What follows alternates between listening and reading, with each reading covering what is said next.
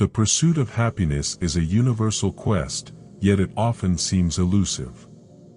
Many believe that attaining material wealth will bring them lasting happiness, while others who have acquired riches find themselves restless and dissatisfied. This paradox highlights the crucial truth that happiness does not solely rely on external possessions, nor does misery solely arise from their absence. The correlation between wealth and happiness is not absolute, as some wealthy individuals are deeply unhappy, while some with meager means find great joy.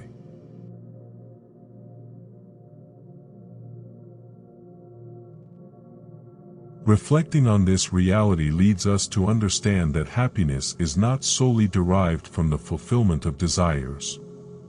If that were the case, the poor would always be miserable and the rich always content, which is frequently not the reality.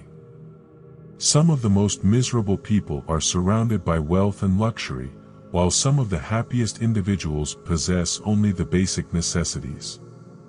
Many who have accumulated wealth confess that the selfish pursuit of material gain has diminished the sweetness of life and that they were happier in their earlier, simpler circumstances. So, what truly is happiness, and how can it be attained? Is it merely an illusion, while suffering remains eternal? Through careful observation and reflection, we discover that the widespread belief that happiness comes solely from the gratification of desires is rooted in ignorance. This erroneous belief, nourished by selfish cravings, is the underlying cause of much of the world's misery.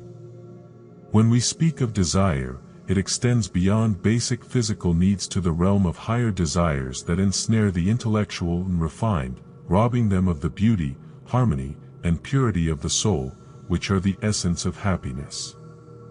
While most people acknowledge that selfishness is the source of unhappiness, they often fall into the delusion that it is someone else's selfishness and not their own. It is only when we are willing to recognize that our own unhappiness stems from our selfishness that we come closer to experiencing true happiness. As long as we blame the selfishness of others for our lack of joy, we remain trapped in our self-inflicted suffering. Happiness is an inward state of perfect satisfaction that encompasses joy and peace, where desires cease to hold sway. The fleeting satisfaction that arises from gratified desires is illusory and short-lived, always followed by a new set of demands. Desire is insatiable, akin to the vast ocean, and its clamor grows louder with each fulfillment, continuously demanding more. It exacts an ever-increasing toll from its deluded followers until they are eventually struck down by physical or mental anguish, thrust into the purifying fires of suffering. Desire itself becomes the realm of torment, where all suffering finds its center. The relinquishment of desire leads to the realization of heaven, where boundless delights await the pilgrim.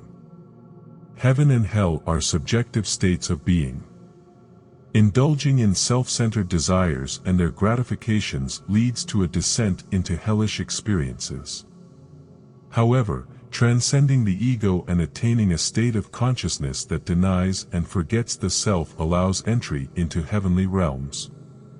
The self is inherently limited in perception, lacking true knowledge, and inevitably leads to suffering. On the other hand, unbiased judgment, correct perception, and genuine knowledge are attributes of the divine state of consciousness. It is only through the realization of this divine consciousness that one can truly understand what authentic happiness is. Persistently seeking personal happiness in a selfish manner will result in its elusiveness and the cultivation of misery. However, as one dedicates themselves to selflessly serving others, happiness will naturally manifest, and a bountiful harvest of bliss will be reaped. Blessings are bestowed upon the heart through acts of love, not by being loved in return. The fulfillment of our quest lies not in receiving gifts but in giving selflessly. Whatever longing or need one may have, it is by giving in that area that the soul finds nourishment, and true living is realized.